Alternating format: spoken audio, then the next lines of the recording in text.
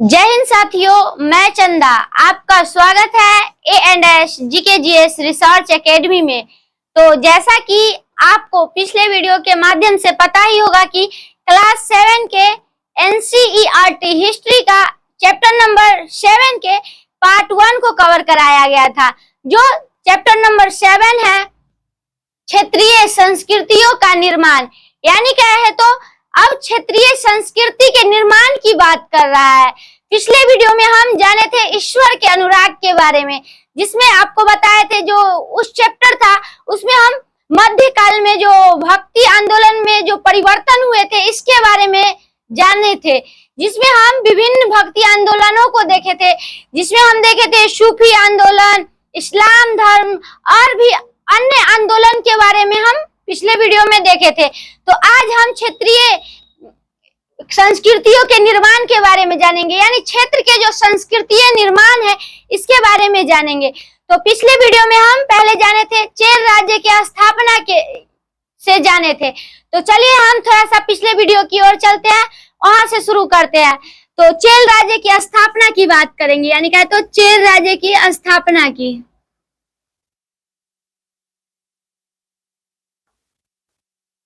तो इसका स्थापना 9वीं शताब्दी में हुआ था, तो इसको याद रखिएगा। उसके बाद हम जाने थे चेल राज्य की भाषा के बारे में, यानी कि आपको जैसा कि पिछले वीडियो में बताए थे जो हर क्षेत्रों के जो भाषाएं होती है वो शासक के द्वारा मतलब रखा जाता है, उसके निर्णय लिया जाता है, जो बोलने में कठिनाई ना हो, जो आसानी से बोला जाता है, इसके माध्यम से हम भाषाओं का चुनाव करते हैं। तो चेल राज्य की बात करेंगे तो ये केरल राज्य में वर्तमान में उपस्थित है, तो इसको याद रखिएगा। और हम केरल राज्य की स्थापना की बात करेंगे, भाषा की बात करेंगे तो उसका भाषा है मलयालम, यानी कहे तो केरल का भाषा।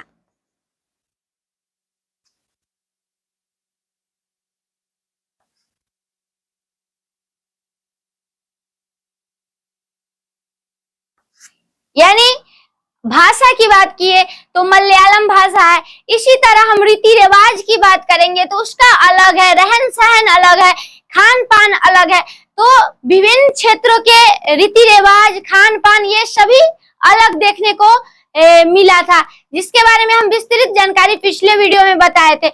उसके बाद हम संप्रदाय की बात करेंगे। दूसरा टॉपिक हम जाने थे जगन्नाथी संप्रदाय के बारे में, जिसको बताए थे आपको जो विभिन्न क्षेत्रों के जो रहन सहन अलग होती है, भगवान यानी जो ईश्वर के प्रति जो आस्थाएं होती है वो विभिन्न क्षेत्रों की अलग होती है, खान पान अलग अलग होती है, जिसमें हम उदाहरण लिए थे पुरी, यानी कहे तो उड़ीसा के एक जगन्नाथ मंदिर की। तो पुरी यानी क्या तो पुरी जो वर्तमान में उड़ीसा में पड़ती है, इसको याद रखिएगा।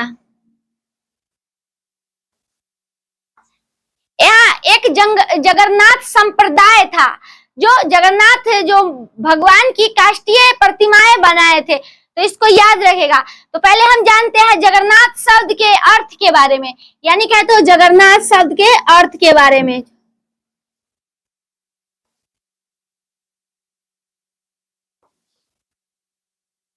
इसका अर्थ की बात करेंगे तो इसका अर्थ होता है दुनिया का मालिक।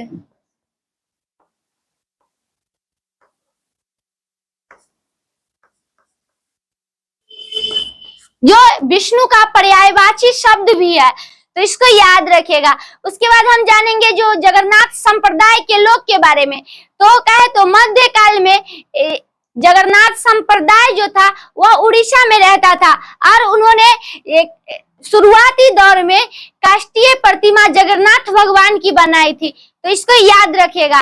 उसके बाद हम इस मंदिर के निर्माण के बात करेंगे, यानी कहे तो जगन्नाथ मंदिर के निर्माण की बात करेंगे।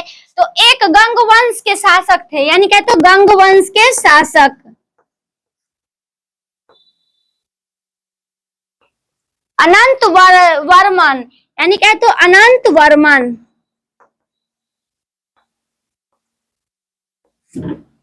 इन्होंने जगन्नाथ भगवान की मूर्तियों मंदिरों का निर्माण करवाया था, तो इसको याद रखिएगा। यानी कहे तो जगन्नाथ संप्रदाय के लोगों द्वारा काष्ठ की प्रतिमा, यानी कहे तो लकड़ी की प्रतिमा उड़ीसा में बनाई गई थी जगन्नाथ भगवान की।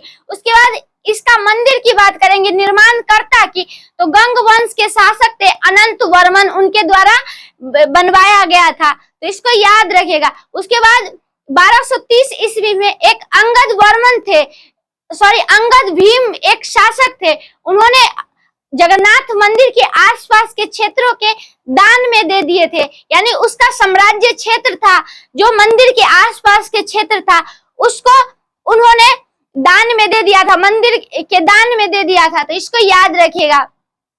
उसके बाद हम जाने थे राजपूत वंश के बारे में, यानी क्या तो उसके जो वर्तमान जो इलाके में जो रहते थे इसके बारे में जाने थे। तो जैसा कि आपको बताए थे एक राजपूताना समूह के बारे में, जिसमें आपको बताए थे जो मध्य युग में जो ब्रिटिश लोग थे वो वर्तमान में राजस्थान में स्थित थे, जिसे हम आज राजपूताना के नाम से जानते हैं। तो राजपूताना क्या होता है इसके बारे में जानते हैं।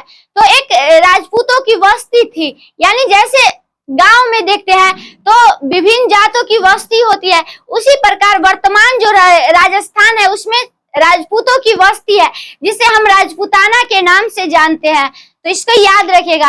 और उन लोगों का काम क्या था, तो राजपूत जो थे वह क्षत्रिय वर्ण के जाति से उभरे हुए थे, उनका काम था युद्ध करना और भी विभिन्न काम था, लोगों की रक्षा करना उनका काम था।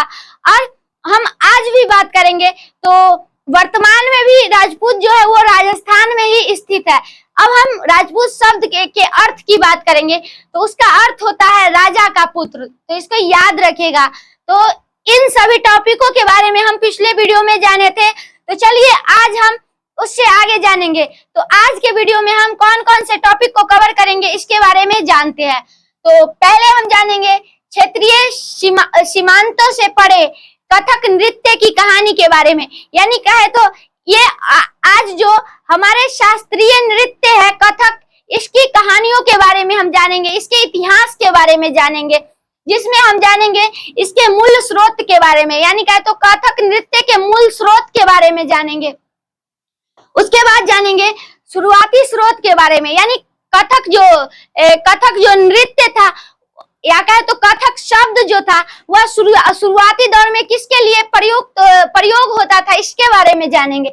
उसके बाद जानेंगे भक्ति आंदोलन हुआ, उसके बाद जो कथक नृत्य है वो नया रूप ले लिया, इसके बारे में जानेंगे।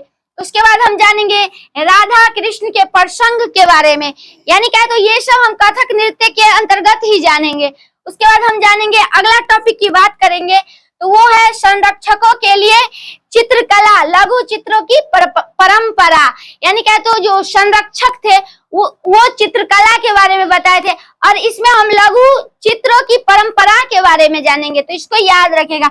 उसके बाद हम जानेंगे बंगाल नजदीक से एक नजर, यानी क्या तो अब हम बंगाल की बात करेंगे, इसके इन लोगों के रहन सहन की बात करेंगे, भोजन की बात करेंगे, और भी विभिन्न प्रकार की टॉपिकों को हम इसमें जानेंगे। उसके बाद हम जानेंगे पीर और मंदिर के बारे में, यानी पीर शब्द का क्या अर्थ होता है, मंदिर शब्द का क्या अर्थ होता है, तो इसके बारे में जानेंगे। तो पहले हम स्टार्ट करेंगे पहले टॉपिक की ओर से, जो है क्षेत्रीय सीमांतों से परे कथक नृत्य की कहानी, जिसमें हम पहले जानेंगे मूल स्रोत के बारे में। तो चलिए हम आपको बताते हैं कथक नृत्य के इतिहास के बारे में। तो जैसा कि हम बात करेंगे कथक नृत्य शैली, यानी कथक जो है वह एक नृत्य शैली है आज के जमाने में, यानी क्या तो आज हम शास्त्रीय नृत्य में हम कथक नृत्य को जानते हैं, तो कथक जो है वह एक नृत्य शैली है, तो इसको याद रखेगा।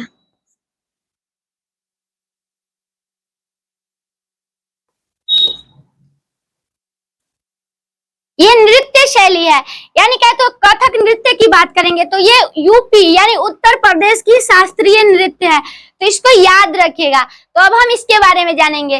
पहले कथक शब्द के बारे में जानते हैं।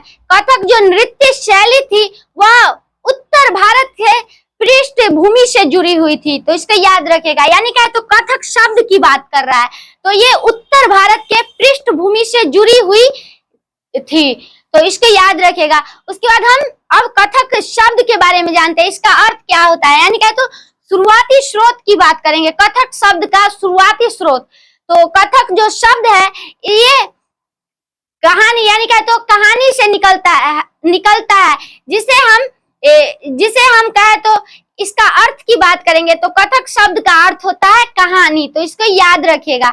तो अब हम इसके बारे में जानते हैं। प्राचीन मध्य युग में कथक जो शब्द था वो पहले संप्रदाय के लिए बोला जाता था, तो हम इसके बारे में जानते हैं वह किस संप्रदाय के लिए बोला जाता था, जिसमें हम शुरुआती स्रोत की बात करेंगे। तो जो कथक शब्द जो है वह उत्तर भारत के मंदिरों यानी क्या तो उत्तर भारत के जो मंदिरें थे मध्य युग में उसमें कहानी सुनाने वाले यानी धर्म ग्रंथ सुनाने वाले एक संप्रदाय के लिए संबोधित किया जाता था, तो इसको याद रखेगा। यानी क्या तो कथक शब्द जो था वह उत्तर भारत के मंदिरों में जो लोग थे जो धर्म ग्रंथ जो सुनाते थे गाकर, इन सभी के समुदाय के लिए कथक शब्द का प्रयोग होता था, तो इसको याद रखिएगा। उसके बाद अब ये नृत्य शैली बन गई, तो इसके बारे में जानेंगे ये नृत्य शैली कहाँ से बनी है। तो चलिए हम जानते हैं। अब भक्ति आंदोलन हुई थी यानी क्या तो 5वीं से 15वीं से 16वीं शताब्दी में यानी 15वीं से 16वीं शताब्दी में जब भक्ति आंदोलन उभरे तो अब कथक जो शब्द है वह नृत्य शैली में तब्दील हो गई, यानी अब इसे हम नृत्य के रूप में जानने लगे, कथक नृत्य के रूप में जानने लगे। ये विभिन्न क्षेत्रों में विकसित हो गई, तो इसके बारे में जानेंगे। तो 15वीं से 16वीं शताब्दी में भक्ति आंदोलन उभर कर आए थे, इसमें अब कथक नृत्य विकसित हुई हर क्षेत्र में, अब ये नृत्य बन गई। और विभिन्न जो उस समय के जो शासन प्रशासन थे उनके कहे तो मुगल साम्राज्य उस समय थे, तो उनके दरबार में ये नृत्य को प्रस्तुत किया गया था, तो इसके बारे में हम जानेंगे। तो इसके बारे में हम आगे जानेंगे। उसके बाद हम जानते हैं राधा कृष्ण के प्रसंग के बारे में, यानी क्या तो राधा कृष्ण के प्रसंग के बारे में अब हम जानते हैं। तो राधा कृष्ण के प्रसंग की बात करेंगे तो वो रासलीला के रूप में प्रस्तुत किया जाता है, यानी जैसा कि अब कहानी की बात करेंगे राधा कृष्ण की कहानी की, तो वो जानते ही होंगे रासलीला के रूप में प्रस्तुत लोगों के बीच किया जाता है, तो उस समय भी लोगों के बीच प्रस्तुत किया जाता था। तो उसी समय ये कथक शब्द उभर कर आई थी और लोगों के बीच अब ये विकसित हुई थी कथक नृत्य शैली के माध्यम से, तो इसको याद रखिएगा। उसके बाद मुगल जो साम्राज्य में जो शासक थे अभिजात थे उनके सामने कथक नृत्य शैली को प्रस्तुत किया गया था, यानी क्या तो प्रस्तुत किया गया था लोगों के द्वारा, यानी स्थानीय लोगों के द्वारा कथक नृत्य शैली को अब राज दरबार में प्रस्तुत किया जाता था, तो इसको याद रखेगा। उसके बाद हम बात करेंगे कथक नृत्य शैली जो है वह अब दो घरानों में विकसित हुई थी, तो इसके बारे में हम जानते हैं। तो वो कौन से दो घराने थे जिसमें कथक नृत्य शैली विकसित हुई थी, इसके बारे में। तो पहला हम बात करेंगे तो वो था जयपुर।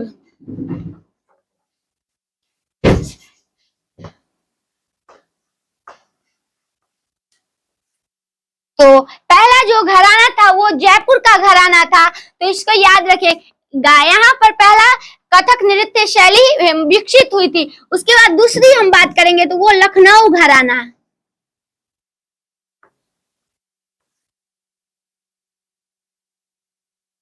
तो ये दो घराने थे, यहाँ पर कथक नृत्य शैली पहले विकसित हुई थी।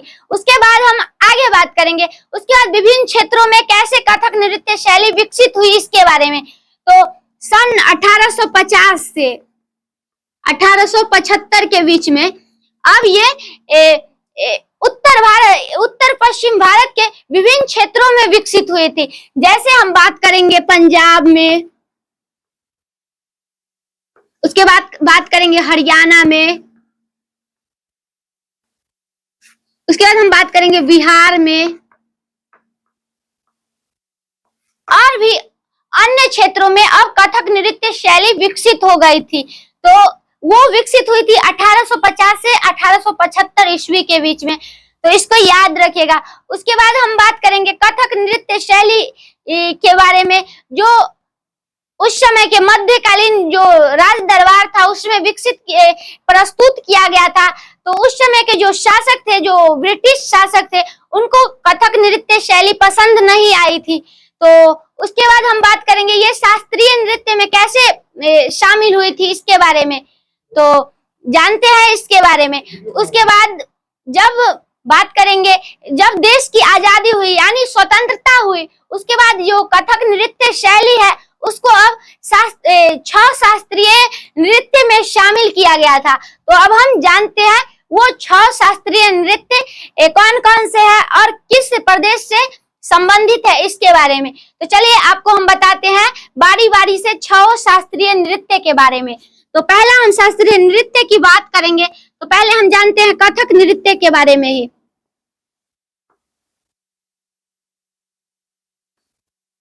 कथक नृत्य जो है यह उत्तर प्रदेश के अब शास्त्रीय नृत्य बन गई, तो इसको याद रखिएगा।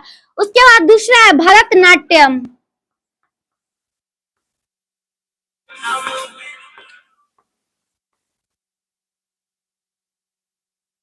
जो तमिलनाडु की शास्त्रीय नृत्य बन गई, यानी क्या तो तमिलनाडु।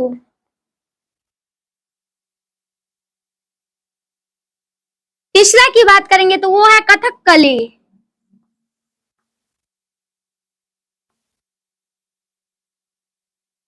कथकली जो केरल की शास्त्रीय नृत्य बन गई। चौथा की बात करेंगे तो वो है ओडिसी,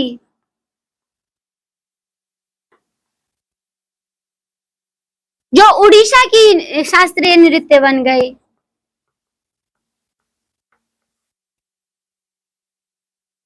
पांचवा की बात करेंगे तो वो है मणिपुरी,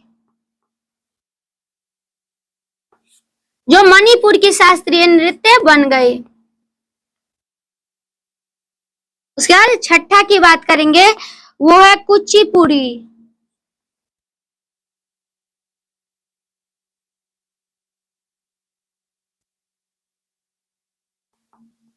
जो एपी यानी क्या तो आंध्र प्रदेश की शास्त्रीय नृत्य बन गए। यानी क्या तो आपसे अगर पूछा जाए भारत के कौन से 6 शास्त्रीय नृत्य है जो प्रमुख है, तो इसके बारे में हम आपको बता देते हैं, तो इसको याद रखिएगा। तो पहला है कथक नृत्य जो उत्तर प्रदेश की नृत्य है। उसके बाद दूसरा है भरतनाट्यम जो है तमिलनाडु की शास्त्रीय नृत्य। उसके बाद तीसरा की बात करेंगे तो वो है कथकली जो केरल की शास्त्रीय नृत्य है।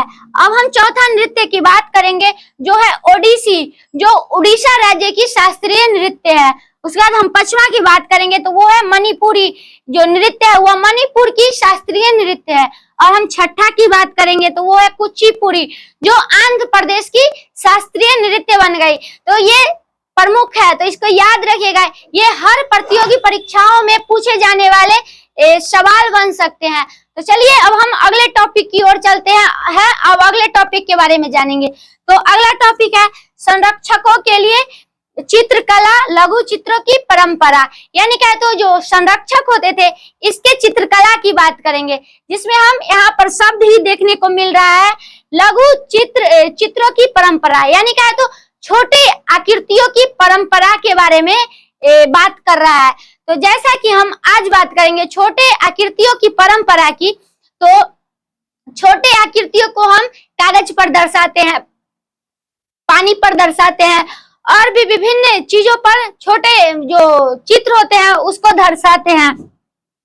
हाँ, तो लघु चित्र जो आपको बताया है वो आज कागज पर दर्शाए जाते हैं, पानी पर दर्शाए जाते हैं और भी विभिन्न चीजों पर दर्शाए जाते हैं। लेकिन हम ये लघु चित्र की बात करेंगे जो प्राचीन काल में किस पर दर्शाए जाते थे। तो प्राचीन काल में ये तार पत्रों पर दर्शाए जाते थे, तो इसको याद रखिएगा। यानी क्या तो तार पत्रों पर दर्शाए जाते थे। उसके बाद हम बात करेंगे ये काष्ठ पे दर्शाए जाते थे, यानी लकड़ी के तख्ते पर दर्शाए जाते थे। उसके बाद भोज पत्रों पर दर्शाए जाते थे, पांडुलिपि पर दर्शाए जाते थे और भी विभिन्न चीजों पर ये जो लघु चित्र होते थे वो दर्शाए जाते थे। तो इसको याद रखिएगा। उसके बाद हम बात करेंगे ये लघु चित्र के बारे में, ये क्या होते थे। तो उत्तर पश्चिम में जो जैन ग्रंथ थे इसमें लघु चित्र का प्रयोग किया जाता था, यानी चित्रित करने के लिए लघु चित्र का प्रयोग किया जाता था। तो इसको याद रखिएगा। उसके बाद ये प्रारंभ में, यानी कहे तो जब ये शुरू हुआ था प्रारंभ में, तो ये पांडुलिपि पर सचित्र वर्णन के लिए ये लघु चित्र का प्रयोग किया जाता था, जिसमें कहे तो गहरा गहरा रंग से लघु चित्र को दर्शाया जाता था। तो इसको याद रखेगा। उसके बाद हम जानते हैं लघु चित्र होते क्या थे इसके बारे में। तो लघु चित्र के माध्यम से हमें क्या जानकारी मिलती है, तो जैसे कि हम आज देखते हैं फोटो के माध्यम से जानते हैं, ये है पूर्वज है, ये है वो है, मतलब भगवान को देखते हैं चित्र के माध्यम से। तो उसी प्रकार लघु चित्र जो था वो युद्ध के बारे में जानकारी देती थी, शासकों के बारे में जानकारी देती थी, ग्रंथों के बारे में जानकारी देती थी, और भी विभिन्न चीजों के बारे में लघु चित्र के माध्यम से हम लोग जानकारी प्राप्त करते थे। तो इसको याद रखेगा। तो उसके बाद हम आगे चलेंगे अगले टॉपिक की ओर, जो है बंगाल नजदीक से एक नजर। यानी कहे तो पहले हम बंगाल के बारे में जानते हैं, बंगाल के जो बंगला शब्द है इसके बारे में जानते हैं। तो चलिए हम जानते हैं, जैसा कि आपको बताए हैं विभिन्न क्षेत्रों के बारे में, तो विभिन्न क्षेत्रों के जो होते हैं भाषा वो अलग होते हैं, उसके संस्कृति परंपराएं अलग अलग होते हैं, भोजन अलग होते हैं, रहन सहन अलग अलग होते हैं। तो उसी में एक उदाहरण की बात करेंगे, तो वो है बंगाल की। तो बंगाल शब्द में क्या, जो बंगाल जो राज्य है उसमें क्या बोले जाते थे इसके बारे में। तो बंगाल जो है उसमें बंगला शब्द बोला जाता था, यानी क्या, तो बंगला शब्द। तो इसके बारे में हम जानते हैं बंगला शब्द कहाँ से उभर कर आए हैं, इसके बारे में जानेंगे। तो ये दिलचस्पी की बात है, जिसे आज हम बंगाल में बंगाली भाषा की बात करेंगे, तो ये संस्कृत भाषा से उभर कर आई है, यानी क्या, तो संस्कृत भाषा से। बंगला जो शब्द है जो आज बोले जाते हैं बंगाल में, ये संस्कृत भाषाओं से उभर कर आए हैं। लेकिन हम प्रारंभ में बात करेंगे, ये तो आज ना हम जानते हैं जो ये संस्कृत भाषाओं से उभर कर आई है, लेकिन हम प्रारंभ में बात करेंगे, यानी जब से शताब्दी शुरू हुई थी, यानी ईस्वी से जब शताब्दी शुरू हुई थी उस समय की बात करेंगे। तो उस समय जो ग्रंथ थे, संस्कृत ग्रंथ थे, जो धर्म ग्रंथ थे, उसको जब अध्ययन किया गया था, तो उससे पता चलता है कि जो बंगला शब्द है वो संस्कृत की भाषा नहीं है, यानी उससे बोलने जाने वाले शब्द नहीं है। इसे आज हम जानते हैं वो संस्कृत से उभर कर आई है। तो हम इसके बारे में जानते हैं ये कैसे बंगला शब्द संस्कृत से उभर कर आई है। तो इसके बारे में तो हम बात करेंगे तीसरी से चौथी शताब्दी में, यानी कहे तो तीसरी से चौथी शताब्दी में बंगाल और मगध के बीच वाणिज्य संबंध होता था, यानी कहे तो बंगाल और मगध के बीच वाणिज्यिक संबंध होता था, और यहीं से संस्कृत भाषाएं उभर कर आई थी, जो आज भी बंगाल में देखने को मिल रहा होगा, बोला जाता है, जिसे हम आज कहते हैं संस्कृत भाषाओं से उभर कर आई है। तो इसको याद रखेगा। तो चलिए अब हम आगे जानते हैं, अब बंगाल के जो लोग होते थे उसके भोजन की बात करेंगे, इसके मतलब रहन सहन की बात करेंगे। तो बंगाल जो मतलब राज्य है, जो जगह है, वह नदी के आसपास के बसे हुए क्षेत्र है। तो यहाँ पर सबसे अधिक बात करेंगे तो धान की उपज ज्यादा थी, मछलियां की उपज ज्यादा थी। तो वहाँ के जो स्थानीय लोग थे वो भोजन के रूप में सबसे अधिक, यानी क्या, तो भोजन की सूची में सबसे अधिक चावल, यानी क्या, तो धान को मतलब ऊपर रखते थे, मछलियां को ऊपर रखते थे, और इसी का मतलब भोजन भी करते थे और व्यापार भी करते थे। तो इसको याद रखेगा। तो वहाँ के जो लोग थे, यानी क्या, तो जो गरीब लोग थे वो अब व्यापार करते थे, मछलियों का व्यापार करते थे। तो इसके बारे में जानते हैं वो कहाँ से, मतलब कैसे मछलियों का व्यापार करते थे, इसके बारे में। तो उस समय जैन और बौद्ध मठ थे, उसके जो दीवारें होते थे उसमें मछलियों को साफ करके एक टोकरियों में रखकर उस समय के जो लोग थे, यानी बंगाल के जो शुरुआती जो लोग थे, वो मछलियों का व्यापार करते थे और अपने खाने के सूची में शामिल करते थे। और अभी भी आप लोग देखते हैं बंगाल के जो लोग होते हैं उनको अत्यधिक प्रिय मछली होती है। यानी क्या तो हर फेस्टिवल में मछलियों को वो लोग बनाते हैं, तो ये इसी के लिए वो प्रसिद्ध है। यानी क्या तो ये बंगाल जो है वो नदी मैदान में स्थित है और वहां पर मछलियां और धान की उपज ज्यादा है, इसलिए वहां के जो लोगों की प्रसिद्ध खाद्य की बात करेंगे तो वो मछलियां है, तो इसको याद रखिएगा। उसके बाद हम जानते हैं पीर और मंदिर के बारे में, यानी पीर क्या होते हैं और मंदिर क्या होते हैं इसके बारे में।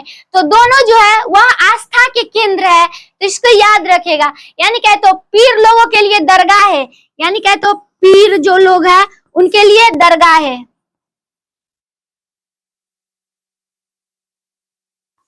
और हिंदुओं के लिए, यानी जो हिंदू लोग हैं उनके लिए मंदिर।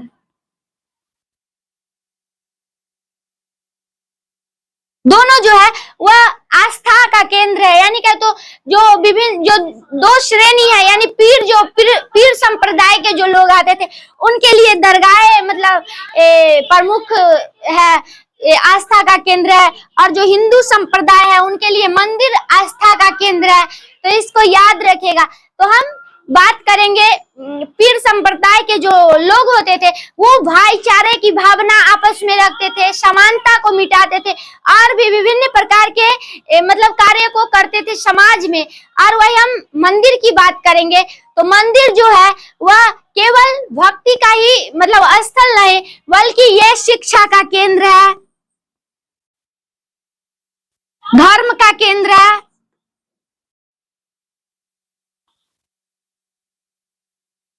आस्था का केंद्र है, और भी विभिन्न माध्यमों से मंदिर के को हम लोग प्रमुख बनाते हैं, तो इसको याद रखिएगा। तो इसी के साथ हम इस चैप्टर को समाप्त करते हैं। फिर मिलेंगे अगले दिन क्लास 7 के NCERT हिस्ट्री के लास्ट चैप्टर, यानी क्या तो चैप्टर नंबर 8 के बारे में जानेंगे। तो आपको ये वीडियो कैसा लगा कमेंट में बताइएगा। धन्यवाद।